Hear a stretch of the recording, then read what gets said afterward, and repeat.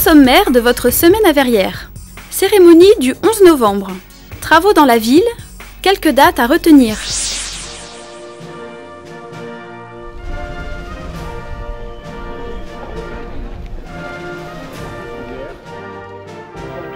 La cérémonie du 93e anniversaire de l'armistice du 11 novembre 1918 s'est déroulée devant la villa Sainte-Christine, en présence de Thomas Joly, premier maire adjoint et conseiller général, qui remplaçait Bernard Mancienne pour cette cérémonie. Une forte délégation du conseil municipal ainsi que de nombreux Verriérois étaient également présents.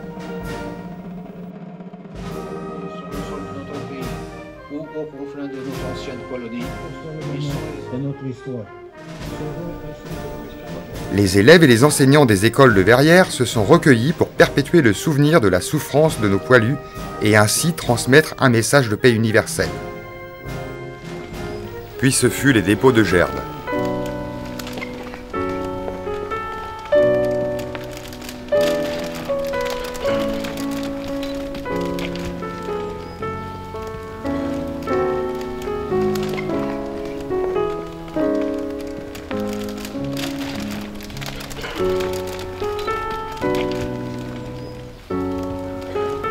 Qui est rendu quotidiennement sur la place de l'Étoile au souvenir du soldat inconnu. Henri Charpentier a lu le message du président de la République, Nicolas Sarkozy. Qui, comme lui, avaient sacrifié leur vie sur tous les champs de bataille de la Grande Guerre.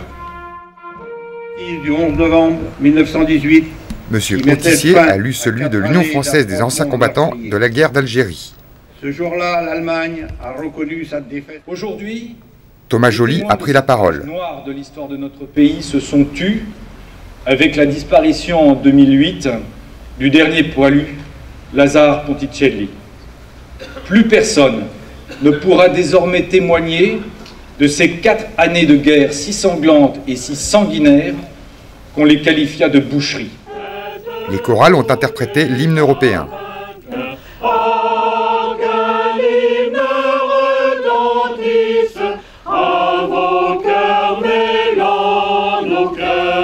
Thomas Joly a salué les porte-drapeaux et remercié tous les participants.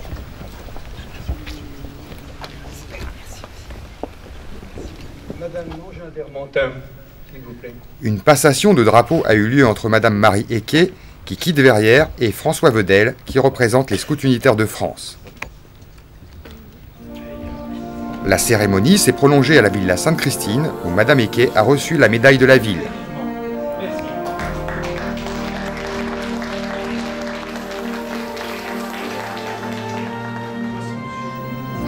Puis Thomas Joly a ensuite remis les diplômes de la médaille du travail à de nombreux Verriérois.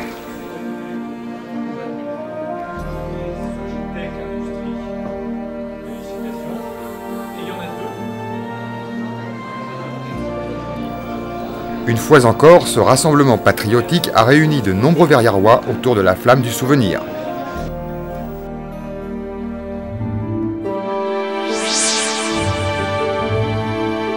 L'ancien bâtiment des services techniques et du CCAS va reprendre vie. Les travaux de réhabilitation du grand bâtiment perpendiculaire à l'hôtel de ville vont démarrer.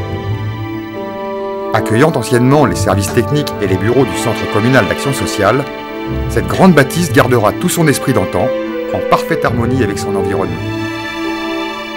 Le bâtiment sera occupé par des logements destinés à la vente, des commerces et, selon la volonté de la municipalité, des professions médicales et paramédicales.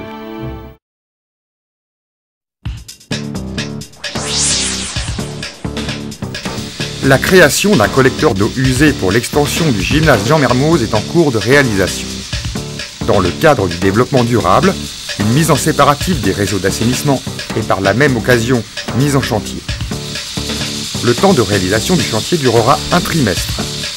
Ces travaux se déroulent depuis le 7 novembre du rond-point Paul-Fort à la rue Paron. À cet effet et pour éviter les engorgements du secteur, un itinéraire de délestage a été prévu.